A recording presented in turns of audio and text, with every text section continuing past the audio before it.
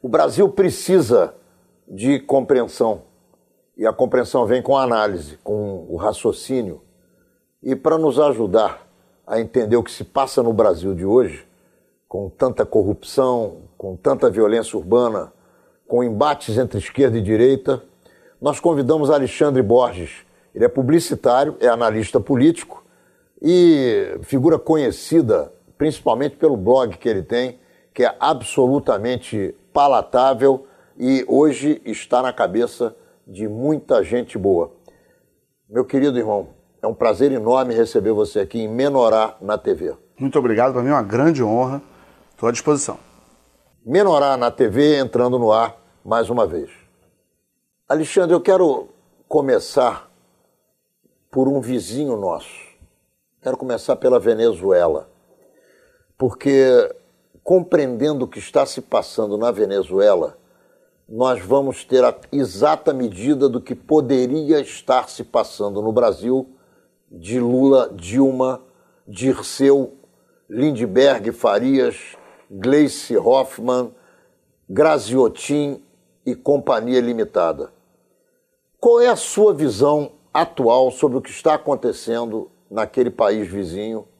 Principalmente, qual é a visão que você tem do que o Maduro está realizando na Venezuela contra uma boa e quase a metade da população, talvez um pouco mais. Não sei bem quem é que o apoia, quem não apoia, porque a coisa lá não está cheirando bem nesse momento.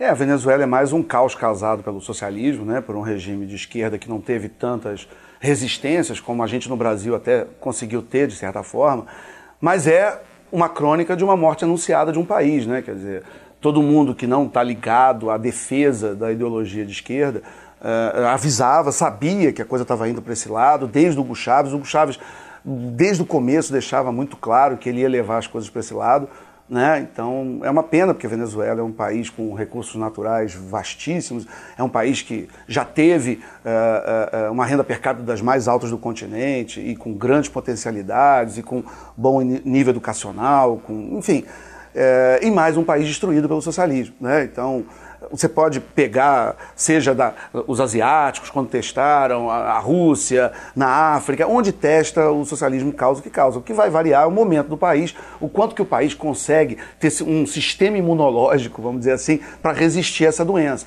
Então, acho que ninguém tem dúvida hoje que as motivações e a ideologia que motiva os bolivarianos na Venezuela são muito parecidas com todo mundo ligado ao Foro de São Paulo, né? Essa turma da Bolívia, do Equador e do Brasil, né? Da Argentina, né? A gente viu ao longo dos últimos anos governos com ideologias e com ideias muito parecidas e que trabalhavam juntos e que eram amigos e que estavam juntos no Mercosul, enfim. Acho que todo mundo que acompanha sabe disso, mas o que varia é o país, né? Quer dizer, o quanto que o país consegue resistir ao assédio desses destruidores de países e de nações, né? Então é muito lamentável o que está acontecendo. Eu acho que não vai terminar bem, né? Eu acho que já passou do ponto de uma saída negociada, de uma saída onde o Maduro simplesmente renunciasse, pedisse desculpa e fosse para casa. A renúncia não está na cabeça dele. Sim, então. Está na cabeça de outras pessoas ou de outras forças políticas. O que ele quer, na verdade, é se materializar como dono da Venezuela, escravizar a população.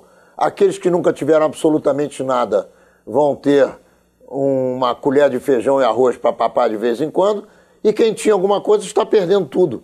E como você, na tua avaliação, fazendo um exame de futurologia aqui na nossa conversa, como você vê o final dessa história? O que você acha que vai acontecer? Bom, a intenção, evidentemente, é fazer uma nova Cuba, sempre foi desde o começo, né? Era uma Cuba com petróleo, vamos dizer assim. Está dando muito errado, né? Não está funcionando, e tudo leva a crer que não vai terminar bem, como eu estava te falando, porque já passou do ponto de uma saída negociada. Então, a probabilidade de uma guerra civil é muito grande e a chance dele terminar como um Ceausescu, terminar como um Mussolini é grande. Quer dizer, você acha então que essa violência urbana, política que está acontecendo hoje na Venezuela pode efetivamente se transformar numa guerra civil? Essa é a primeira pergunta, eu vou fazer duas. Hitler e todos aqueles ditadores, eles primeiramente retiraram do povo a capacidade de se armar. O Brasil, com Lula, também fez o mesmo caminho. Desarmamento popular. Maduro na Venezuela fez o que fez, tirou o armamento da população, mas também adquiriu 300 mil fuzis AK-47. Ele tem, dizem, uma guarda civil, uma guarda que fica em torno dele, de 500 mil homens, que ele está aumentando para 1 milhão de homens. Como é que você imagina que uma coisa dessas vai acabar, meu amigo?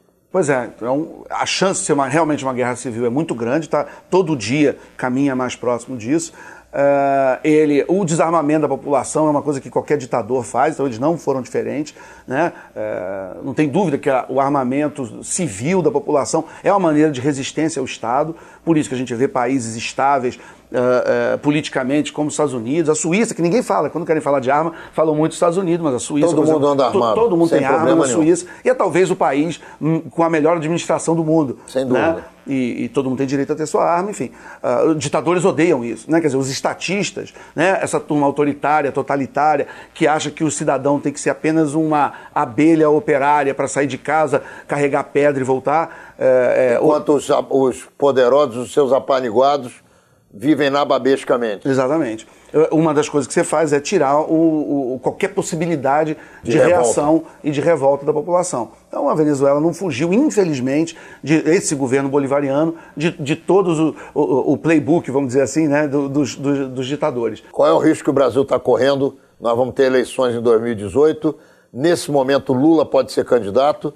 E a pergunta que eu faço, ainda que na minha avaliação o Lula não tem nada de esquerda, eu avalio o Lula como alguém que se agarra às oportunidades para se dar bem, é o que eu vejo no Lula. Eu pergunto se ele, na sua avaliação, caminharia, em caso de ser eleito presidente, para essa vertente venezuelana, do Foro de São Paulo, da Bolívia, enfim, do bolivarianismo. A perspectiva de um candidato de esquerda, ou que represente forças de esquerda, ganha a próxima eleição é absolutamente assustadora, né?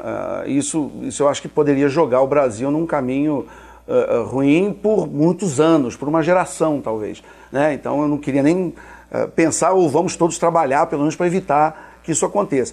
O Lula realmente, quando ele surge ali no cenário político nos anos 70, ele é vendido para o regime militar, para as pessoas ali da época, como alguém sem ideologia, um oportunista. Isso está muito bem contado no livro do Romeu Thoma Júnior, né? Do Assassinato de Reputações, né? Isso. É um livro que ele escreveu com Cláudio Tognoli e muito bom, muito oportuno, né? Para esclarecer qual era a natureza do surgimento do Lula como um fenômeno político. Então ele foi vendido como alguém sem ideologia, mas... Se ele foi vendido e acreditaram isso na época, hoje, evidentemente, ele representa forças de esquerda, né? Ele representa o bolivarianismo, o braço bolivariano no Brasil. Se não for ele o candidato, mas for alguém que represente essas forças e esse candidato conquistar e ganhar uma eleição, o Brasil pode ir num caminho muito ruim. Por quê?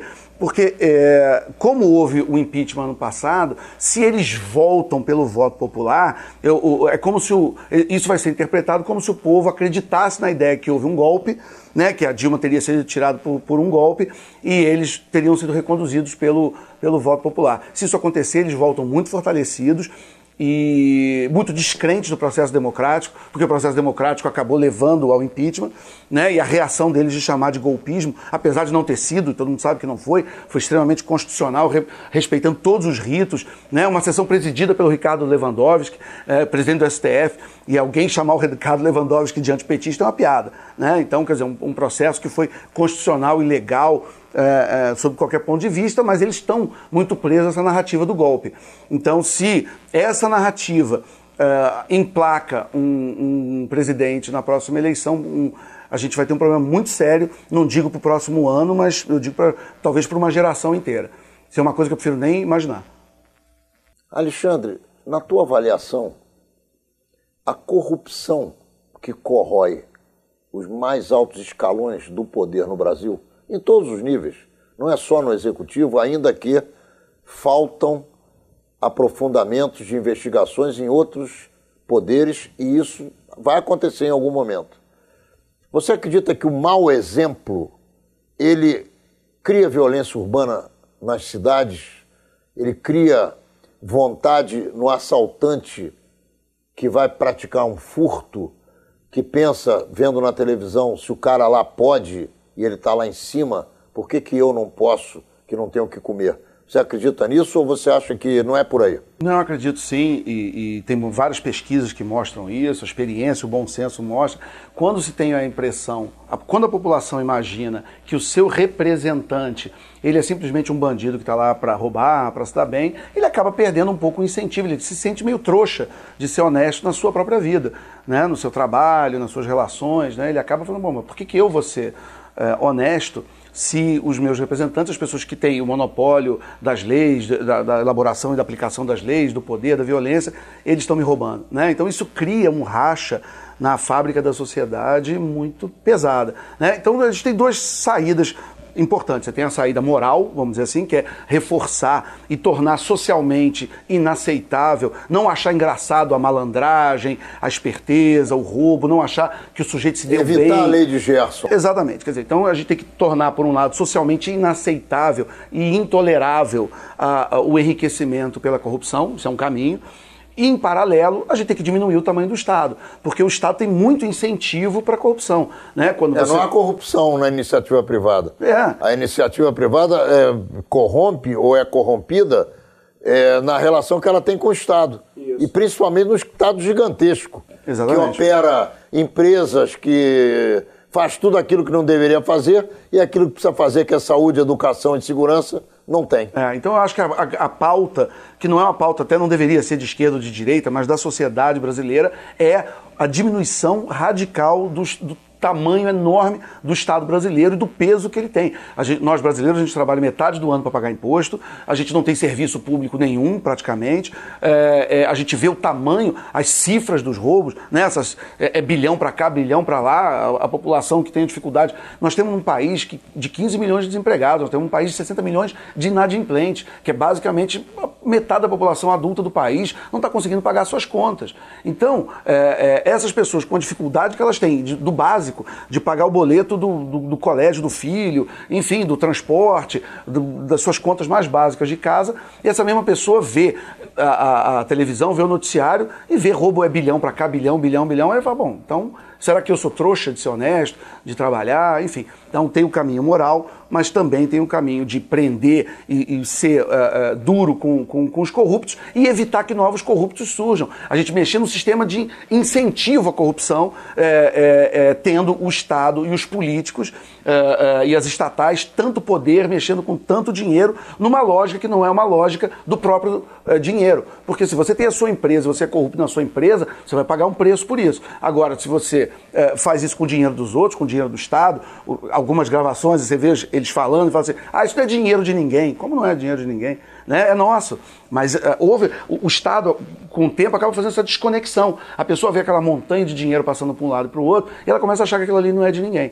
Né? Então, se a gente não tira esse poder dessas pessoas e devolve para a sociedade o poder da geração de riqueza, que é o que dá certo nos países desenvolvidos, né? A gente vai só trocar de corrupto. Ô Alexandre, a Lava Jato é um divisor de águas no Brasil.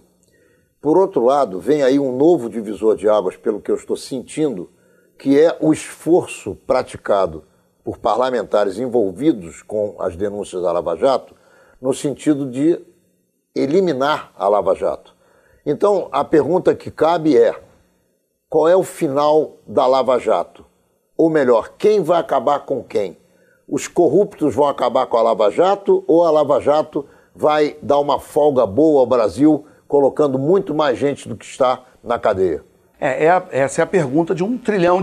Por isso que eu estou te perguntando. Né? Mas se a gente vê, se a gente for estudar o que aconteceu na Operação Mãos Limpas na Itália, chegou um tempo que ela perdeu a força. Né? Então eu acho que todo brasileiro deveria prestar muita atenção, já que nós temos a nossa versão da Operação Mãos Limpas, que a gente não deixe que tenha o mesmo final. E nós estamos perdendo a força aqui com a Lava Jato, na sua opinião? Porque chega uma hora que começa a pegar todo mundo, começa a interessar a uma parte muito grande da classe política, um grande acordão, deixar disso, uma grande anistia, e nós estamos muito próximos disso acontecer. Você, dentro da tua avaliação, quando você vai dormir e pensa no Brasil, pensa nas próximas eleições de 2018, você vê o Lula como candidato ou você acha que ele vai ser condenado em Porto Alegre antes disso? Na verdade, nem uma coisa nem outra. Eu acho que o Lula, ele não deve, pelo menos, ser preso. Ele já tem uma condenação, né? Ele está recorrendo em segunda instância, mas o Moro já condenou. Acho que outras condenações podem vir, mas dificilmente vão levar a uma prisão. Eu não vejo o Lula indo à prisão. De qualquer jeito, eu acho que o mito do Lula está muito esvaziado, tanto que ele não enche comício, ele vai falar na rua, não vai ninguém, vai meia dúzia de apaniguado, né? Então eu acho que se infla muito por causa de pesquisas que eu acho que tem problemas metodológicos, né? Se você pergunta a alguém um ano antes, um ano e meio antes da eleição em quem que ele vai votar, você vai medir mais ou menos... Isso não é muito valioso. O que a gente em publicidade chama de recall, de lembrança, né? Então vai falar dos nomes que são mais falados e tal. Mas daí para daqui a um ano e meio, a pessoa efetivamente votar naquele candidato tem uma distância muito grande. Então eu acho que é como se você perguntar para a criança o que você quer ser quando crescer. A criança vai falar, eu quero ser médico. Mas não quer dizer que aquela criança vai manter aquela opinião quando fizer 18 e tiver que escolher. Tem muita coisa para acontecer ainda, né? Então eu acho que os candidatos que estão aparecendo com pouca intenção nas pesquisas, ou com muita hoje, eu acho que tem que ter um pouco de cautela, porque tem muita antecedência. Para a gente dar um exemplo, ano passado a gente teve eleição municipal no Brasil. Vamos pegar as duas maiores eleições, do Rio de Janeiro e de São Paulo. Um ano e meio antes, em São Paulo, por exemplo, ninguém falava do João Dória, e ele ganha no primeiro turno, a única vez na história que alguém ganha uma eleição para prefeito no primeiro turno, e ele, 6 meses, um ano e meio antes, praticamente não existia como um potencial vencedor daquela eleição. Aqui no Rio de Janeiro também, a gente passou 8 anos com o Eduardo Paes como prefeito, e o Eduardo ia entregar uma Olimpíada 40 e poucos dias antes da eleição. Quem é que podia prever que o candidato dele não ia chegar nem ao segundo turno? Né? Quer dizer, quem é que podia prever isso 6 meses, um ano antes? Também não, né? Parecia, lá em 2015, por exemplo, que o Eduardo ia ganhar de braçada, o candidato dele ia ganhar de braçada essa eleição. E quando a gente viu, ele não foi nem para o segundo turno. E olha que não houve problemas maiores, né, na Olimpíada, a Olimpíada funcionou, foi entregue. Não houve problemas com o candidato. Sim. Infelizmente, infelizmente. Mas eu digo assim, a Olimpíada, ela funcionou, né, até esportivamente, né, a gente teve medalha de ouro no vôlei, no futebol, ali nos 2 últimos dias, a Olimpíada terminou de uma forma maravilhosa, brilhante, né? Foi um negócio sensacional. Foi uma coisa apoteótica e o candidato dele não chegou nem ao segundo turno. Então, por isso é que eu acho que a turma tem que ser um pouco mais prudente antes de achar que sabe o que vai acontecer daqui a um ano. Nós estamos encerrando, então, o primeiro bloco de Menorá na TV com Alexandre Borges, e agora nós vamos conversar com ele sobre a satanização do Estado de Israel, principalmente pela esquerda, no mundo inteiro. Já voltamos. Estamos de volta, então, com o segundo bloco de Menorá na TV, que hoje entrevista Alexandre Borges. Ele é publicitário e também coordenador político, analista político e blogueiro. Alexandre, você conhece Israel e eu gostaria muito que você dividisse as suas impressões sobre Israel com os nossos telespectadores. Olha, é difícil a gente falar qual é a melhor viagem que a gente já fez na vida, né? Mas eu acho que essa viagem foi uma coisa que muda a vida de qualquer pessoa, me tocou profundamente. É um lugar absolutamente maravilhoso, lindo, e para quem tem fé, né, também é uma experiência religiosa. Eu queria muito saber do teu sentimento. Por aí, por esse caminho, te tocou profundamente. O que foi que te tocou profundamente? Eu sou cristão, católico, né? E os cristãos se sentem muito bem em Israel, né? Quer dizer, a gente chega e é muito bem recebido nos lugares onde vai. Eu visitei vários dos locais religiosos, né? E especificamente na Cidade Velha, em Jerusalém, é muito emocionante, né? Eu me lembro, por exemplo, a nossa guia, que é uma menina brasileira que mora lá. E eu estava batendo papo com ela, andando ali na Cidade Velha, e uma hora ela virou para mim assim, sabe aquele momento que Cristo está carregando a cruz e encontra com Verônica, ela vem limpar o rosto e tal? Aí eu falei, lembro. Ela falou assim, foi aqui. Eu falei, aqui aonde? Aqui, onde você está? Ela veio daqui, ele estava aqui e tal. Isso é uma coisa que te dá você toma um susto, coisas que você ouviu falar a vida inteira, você está nos locais, né? Aquilo é uma experiência muito forte. Ir no Gólgota, ir no Santo Sepulcro, enfim,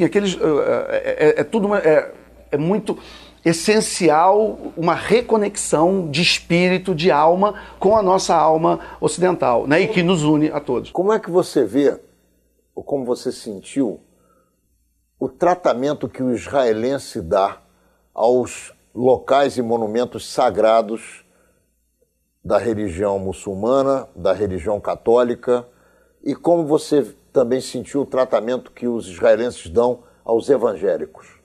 Pois é, eu acho que é impossível estar em melhores mãos, né? Eu não consigo imaginar um tratamento melhor, mais respeitoso e também mais profissional em termos de segurança, em termos de organização, do que é feito hoje lá em Israel.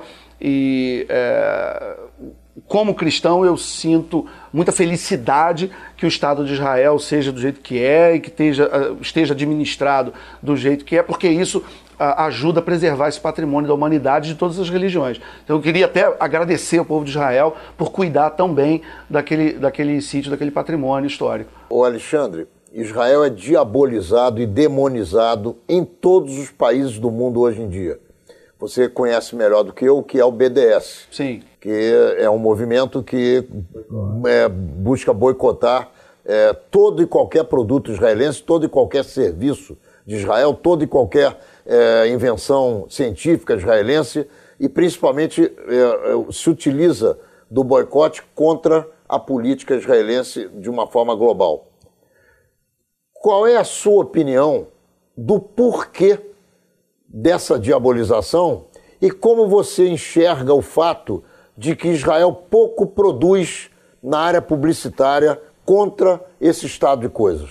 Sem querer fazer um argumento mais geral, mas o povo escolhido é o povo também do livre-arbítrio, onde na conexão do povo com Deus, nós, indivíduos, temos nossa vida sagrada e nosso direito à escolha. E isso, todos os outros povos e todas as outras sociedades que têm uma visão totalitária e autoritária, um dia vão entrar em choque com essa visão de mundo. Então, por exemplo, tem uma passagem da Bíblia que eu acho que é uma das grandes aulas, das mais fundamentais da política, inclusive, que é a área que eu trabalho, que eu milito, né? Que é a ideia de que existe um Deus e um universo moral e ordenado, e nós aqui somos seres imperfeitos que vamos lutar para tentar fazer o melhor que a gente puder nessa passagem, nessa existência. E nosso inimigo, ali no começo da Bíblia, quem que era? Era o Egito, esse Egito metafórico, onde o governante, ele acha que ele é Deus, né? Ele acha que ele é o faraó, e ele tem o poder de vida e morte sobre as populações. E o papel da população é basicamente carregar pedra e construir pirâmide para ele, e tomando chicotada. Então eu acho que ali, quase tudo que a gente tem que entender sobre política está nessa divisão, entre as pessoas que acham que nós somos livres e devemos respeitar os mandamentos e aquelas leis, mas temos a nossa liberdade, o nosso livre-arbítrio, contra os que acreditam que nós temos que montar esse tipo de Egito metafórico, onde o nosso governante na terra, ele é um faraó e ele tem direito de vida e morte sobre nós, e se ele baixa o chicote na gente, manda a gente carregar pedra, ele está correto. Então, quem tem esse tipo de visão vai brigar, sempre brigou e sempre vai brigar, e isso é uma coisa que o povo escolhido e todos que acreditam nessa tradição de maneira de encarar a vida vão ter que enfrentar em algum momento. Então isso é o que acontece. Eu acho que Israel realmente poderia investir mais na propagação do que acontece de verdade, né? Existe um interesse investido na desmoralização do Estado de Israel.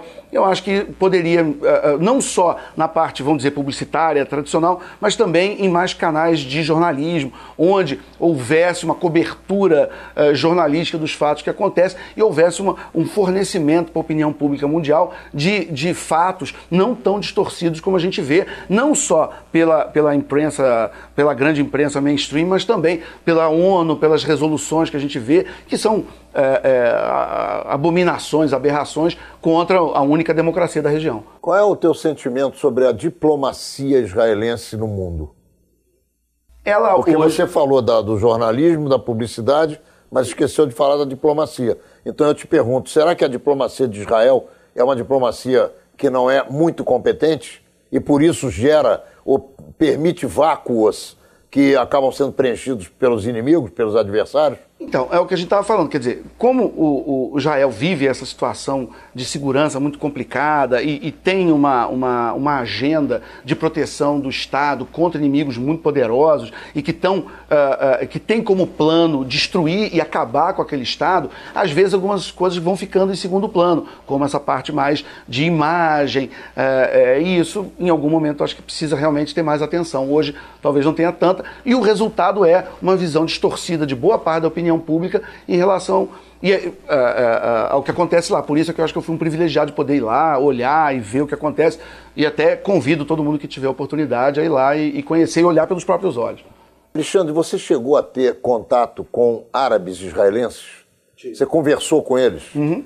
Qual foi o tipo de conversa que eles tiveram com você? Foi uma conversa de quem está muito satisfeito com o país, com o modo de vida, né? Se não me engano, 20% da população tem origem árabe no Estado de Israel. Eles têm representação. Eu fui no parlamento conhecer, e você tem representação política, eles estão lá, eles são eleitos livremente, defendem suas bandeiras.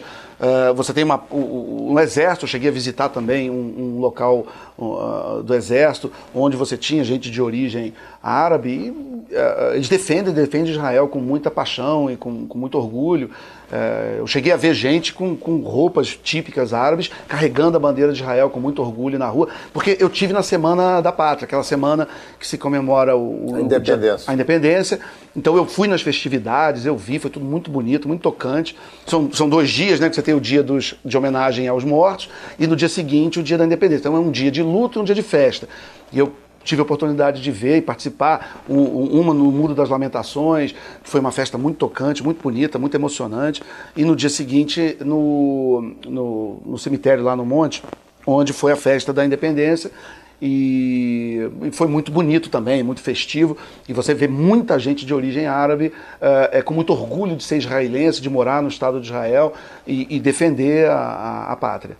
Você provavelmente deve ter assistido, ou presenciado, ou participado, ou até tomado conhecimento de algum fato estranho que tenha ocorrido exatamente no momento em que você estava em Israel com um parlamentar brasileiro que nós todos conhecemos, chamado Jair Bolsonaro. Você lá estava com Flávio Bolsonaro, que é seu parceiro, você estava lá com Eduardo, que é um dos filhos do Jair, e também com o Carlos, que é o outro filho. O que foi que aconteceu lá?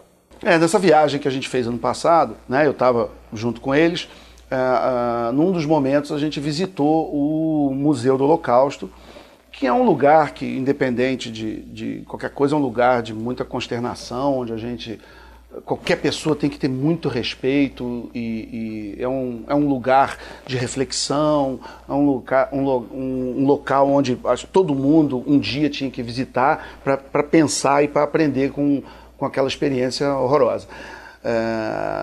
E a gente estava nessa excursão, a gente estava conhecendo, estava visitando o museu, quando a gente ficou sabendo que estava tendo uma agitação do lado de fora do museu. Isso não é a característica do lugar, é um lugar muito tranquilo, é um lugar muito silencioso, onde as pessoas têm muito respeito por aquele local. É uma região de meditação. Além de ser uma escola, porque aquilo ali você toma informações que necessariamente você não é obrigado a saber. Exatamente. Então, assim, não combina com o lugar agitação, barulho, piquete, comício, agitação política, absolutamente não combina. Mas a gente ficou sabendo, a gente estava lá dentro, visitando, olhando, e a gente ficou sabendo que tinha um grupo de brasileiros, eu não sei quem são essas pessoas, mas eram brasileiros de esquerda que estavam fazendo um agito, um barulho na porta, reclamando a presença do Jair Bolsonaro e da família dele dentro do museu, fazendo a visitação, e eles ainda fizeram uma coisa que eu achei muito grave. Eles falaram para pessoas do museu que havia um nazista visitando o museu. Então, uma pessoa da direção do museu veio ao nosso grupo, veio muito preocupado, né, claro, dizendo que história é essa que tem um nazista aqui. Então, foi uma situação difícil, complicada. Claro que se conversou, falou que que não era nada disso, mas é nesse ponto que a política ela sai da discussão saudável, da divergência de opiniões e vira um mau caratismo, uma canalice inaceitável. Agora, parece que essa montagem partiu aqui do Rio de Janeiro. Eu não tenho provas, mas o que eu ouvi. O que é que você ouviu? Gente aqui que ligou para lá e falou, vai lá, vai fazer um barulho lá na porta do museu. E gente da comunidade judaica. Da comunidade judaica. Eu me lembro a pessoa que me falou do que tinha acontecido, ele até fez um comentário que eu achei interessante, que ele falou o seguinte, olha, esse grupo de brasileiros que mora aqui é um grupo que parte da agenda dele é dizer que a gente tem que sentar e conversar com o Hamas, com o Hezbollah e tal. E eu queria entender por que você pode sentar e conversar com o Hamas e com o Hezbollah e não pode conversar com o deputado mais votado do Rio de Janeiro, né? Quer dizer, qual é a lógica, né? Quer dizer, você pode conversar com gente que está jogando míssil na nossa cabeça, que quer acabar com o nosso Estado, mas você não pode, você faz uma palhaçada dessa com um representante da política brasileira eleito. Que vai sozinho por conta própria ao país, e vai fazer a sua visita e sua reverência. Uma reverência, uma homenagem ao povo de Israel e naquele momento específico as vítimas do Holocausto. Então é abjeto, inaceitável, uma coisa que me enojou muito. Eu estava presente, eu vi, ninguém me contou. A gente, inclusive, teve que sair por uma porta por trás, a gente não pôde sair pela saída principal. O nosso ônibus... Para evitar o confronto. O ônibus teve que dar uma volta e pegar a gente numa saída pouco distante, escondida, para não ter confusão. Porque, obviamente, a gente não queria confusão naquele local, mas a gente teve que ir embora desse jeito e foi uma coisa muito feia. Eu lamento muito que pessoas que, tudo bem, quer ser de esquerda, tudo bem, quer fazer seu agito, seu ponto político, mas aquilo ali, o tamanho do desrespeito que foi feito ao Museu do Holocausto, eu acho absolutamente inaceitável e eu queria que essas pessoas parassem para pensar o que elas fizeram. Estamos encerrando então o segundo bloco de Menorá na TV com o Alexandre Borges. Já voltamos e vamos conversar com ele sobre as eleições que vêm por aí em 2018 e sobre a forma pela qual ele imagina que nós podemos sair dessa crise econômico, político, social em que o Brasil está enfiado até a goela. Já voltamos. Estamos então de volta com o terceiro bloco de Menorá na TV com Alexandre Borges e eu vou atirando no Alexandre a queima-roupa da seguinte maneira. Ruim com ele, muito pior sem ele, foi a tônica da votação pela admissibilidade ou não do relatório que veio em separado em função da Comissão de Constituição e Justiça da Câmara dos Deputados em Brasília. Será que esse é o caminho? Ruim com ele, muito pior sem ele? Ou seria ruim com ele, muito melhor com gente que seja melhor? Eu não sei se a bandeira que foi levantada é a correta ou se essa que eu estou dizendo e que muita gente pensa no Brasil dessa forma pode ser melhor. Realmente eu queria ouvir a tua opinião. Tá tendo muita gritaria nesse assunto, os dois lados não estão conversando muito, então você vê um lado que é a turma que diz que se você acha que a denúncia do Janot era uma denúncia firme e bem fundamentada, dane-se estabilidade econômica, dane-se tudo, tira o Temer, né? E vamos ver o que dá. E você tem a turma que acha que não, que a denúncia tinha problemas. Eu não vi ninguém inocentando o Temer ou ninguém dizendo que ele não deve ser investigado, não deva ser investigado. Mas eu vi pessoas levantando questões sobre a qualidade da peça produzida pelo Janot, um pouco da agenda política do Janot, que a gente percebe que, além de ser ele ser o representante do Ministério Público, mas ele também é um agente político, evidentemente, cada vez mais fica claro. Então eu vi pessoas achando que, olha, já que a motivação do Ministério Público não é 100% jurídica, mas pode ter um componente político também, né, de interesse de uma agenda que defenda interesses do PT ou da esquerda, enfim. E a denúncia não é uma denúncia tão consistente quanto deveria ser para se desestabilizar o país, afastar o presidente, né? Não é à toa que você tem essas resguardas constitucionais. né? É porque tirar o presidente realmente é uma coisa que envolve consequências institucionais e políticas, mas também econômicas, para um povo que já está tão sofrido com inflação, com juros. Isso é um argumento vitorioso. Então eu acho o seguinte, passou, já foi. Mas vem outras por aí. Vem outras denúncias. Pelo que eu tenho lido, vem outras denúncias. Isso. E o comportamento que vai ser adotado, nós ainda não sabemos qual é, porque também não conhecemos as denúncias. Isso. Não sabemos o que vai acontecer. Mas foi uma grande vitória para o Michel Temer, para o presidente, porque ele, de certa forma, teve muita gente com interesse muito investido nessa votação. Só para ficar num exemplo, a votação entrou em rede nacional na Rede Globo. Contra o Jornal Nacional e contra a novela. Derrubando. Nunca aconteceu Nunca isso. aconteceu. Onde havia ali, evidentemente, uma vontade de constranger os deputados para a população que votassem contra o presidente, votassem o sim, né? Votassem contra o presidente. E mesmo assim a coisa não aconteceu, né? Mesmo assim os deputados acabaram fazendo o que eles fizeram.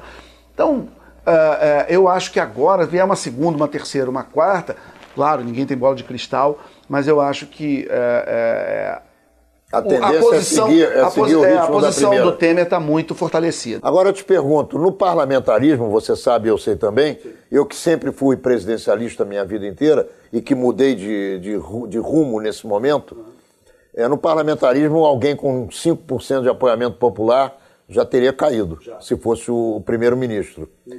Qual é a tua avaliação do comportamento de um presidente que tem 5% de apoiamento popular e que se mantém no poder dizendo que não sai? Qual é a sua avaliação sobre isso?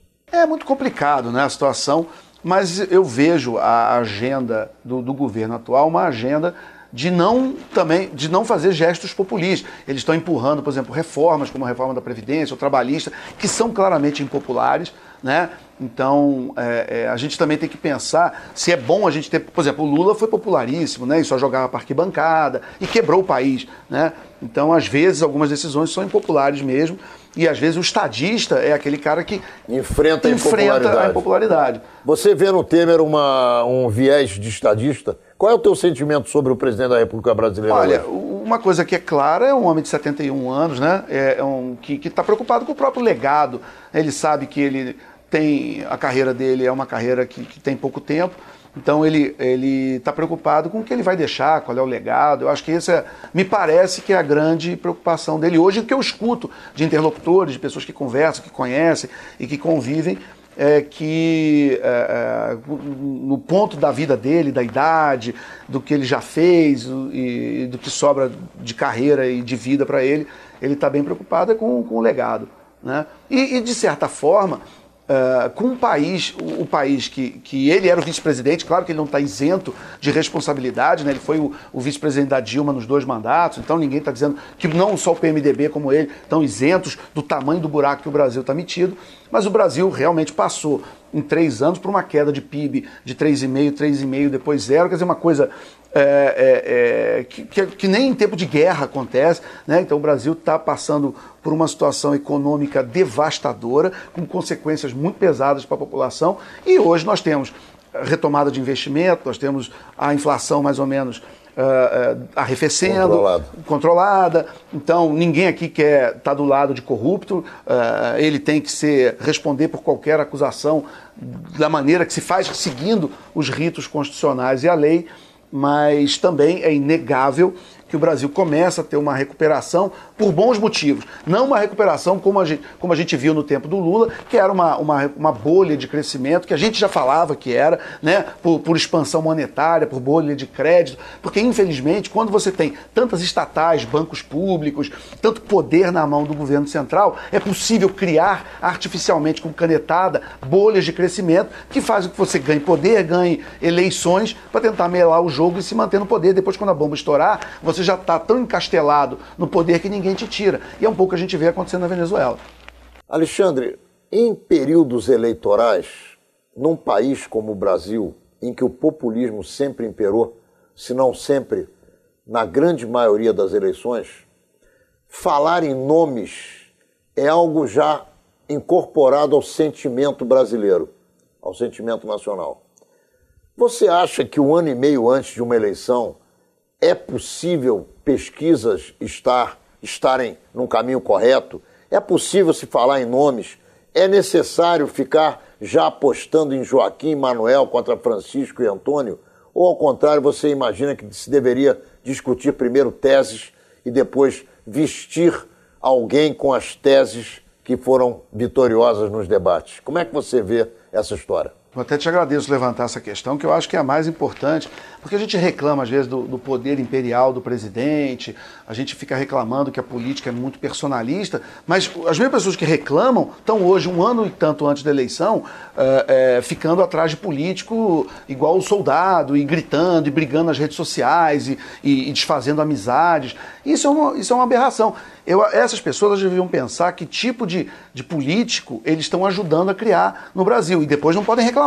Porque se você só sabe falar de nome, depois esse sujeito vai para o governo e ele basicamente tem um governo populista, personalista, e a gente não consegue avançar com as agendas democráticas e reais do interesse da população, já não dá mais para reclamar. Então hoje eu acho que, por exemplo, nós estamos com tanta antecedência. A gente está discutindo temas muito importantes para o Brasil. O Brasil precisa de uma reforma trabalhista muito profunda, né? O custo Brasil como um todo é uma coisa absurda. A quantidade de impostos, a dificuldade de se abrir uma empresa, a dificuldade de gerar emprego, a dificuldade de produzir, né? Então, assim, porque se a gente não discute isso nesse momento, num ano onde falta tanto tempo para a eleição, a gente vai discutir quando? Entendeu? Quer dizer, quando é que a gente vai discutir a reforma da Previdência? Né? Quer dizer, esse mastodonte que o Brasil não consegue mais carregar. Né? Quer dizer, o peso, por exemplo, das aposentadorias do funcionalismo público, a gente tem que ter uma conversa honesta e desapaixonada sobre esse assunto. O Brasil tem dinheiro para pagar essas aposentadorias, da maneira como elas estão prometidas. A gente precisa parar. O Brasil aguenta o Estado do tamanho que é, com os salários que tem, com o poder que tem, com a intromissão na vida do cidadão que tem, e na intromissão na economia, na vida das empresas, nos geradores de emprego. Então, assim, eu gostaria que a gente estivesse discutindo isso. E depois, quando a gente chegasse a algum consenso na sociedade, que os políticos, eles viessem atrás da gente e falarem, pô, essa ideia aí, eu sou o representante, eu defendo, né? A democracia ela é representativa, por quê? Porque o sujeito deveria me representar, ele deveria vir atrás de mim, entender o que eu penso, entender qual é a bandeira que eu estou levantando, e ele fala, não, se você votar em mim, eu carrego essa bandeira. Né? Só que a gente vê hoje uma inversão. A gente vê muita gente preocupada apenas com nome, como vamos tirar um salvador da pátria, vamos botar outro. E isso é muito preocupante. E isso é uma grande parte da culpa do próprio eleitor nos problemas do país. Você vê diferença entre Marina, Lula, Ciro Gomes, Dilma Rousseff, José Dirceu? Vê? Eles representam o mesmo projeto de poder, a gente tem que vencer todos em bloco, né? Eles representam Será que o povo tem consciência disso que você acabou de dizer aí? Talvez não tenha, mas se não tiver, em parte é um pouco culpa nossa também, porque eu vejo também eu vejo um pouco da turma do nosso lado.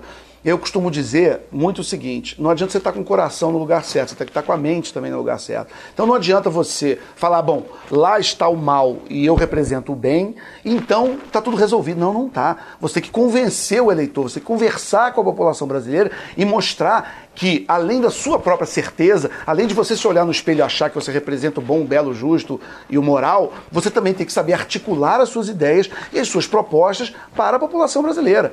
Entendeu? E isso eu acho que talvez muita gente que eu vejo falando, o povo, as pessoas são dependentes do Estado, não são não. O povo brasileiro é muito empreendedor. A quantidade de empresa que abre todo dia, a despeito da dificuldade que existe de você ser empreendedor no Brasil, você pergunta para o brasileiro qual é o sonho dele, a primeira coisa que ele fala, eu quero abrir meu próprio negócio, ser dono do meu próprio nariz.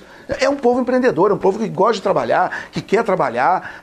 Eu sei que é uma visão polêmica, eu sei que muita gente não concorda com isso, mas é a minha visão e a minha experiência. Eu vejo as pessoas acordando cedo para trabalhar, querendo produzir, querendo ganhar o seu sustento, sustentar a sua própria família. A cultura da dependência não é nada parecido com o que se fala por aí. O que eu acho é que se tenta responsabilizar o eleitor, talvez por uma deficiência nossa de vender defender as nossas próprias bandeiras. Então a gente também tem que assumir a nossa parte no problema e começar a explicar melhor para as pessoas por que diminuir o Estado, carga tributária e ter mais liberdade vai dar mais emprego e qualidade de vida para todos.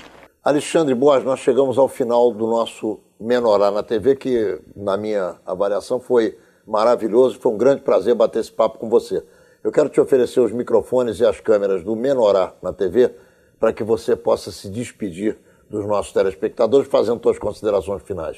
Para mim é uma grande honra estar aqui, eu te agradeço muito o convite.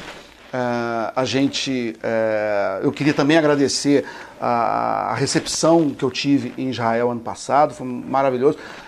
Eu adoraria Israel todo ano. Eu acho que em Israel a gente renova nossas baterias espirituais.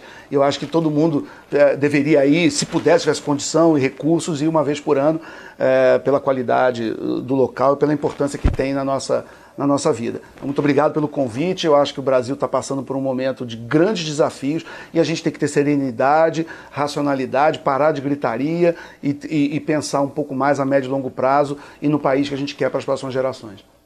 Menorá na TV entrando no ar mais uma vez na quinta-feira que vem às 10 horas da noite pelo canal 25 da NET. E também em todos os dias que você já se acostumou a assistir às nossas repetições e que você pode confirmar os horários aqui embaixo na telinha. Nos vemos lá.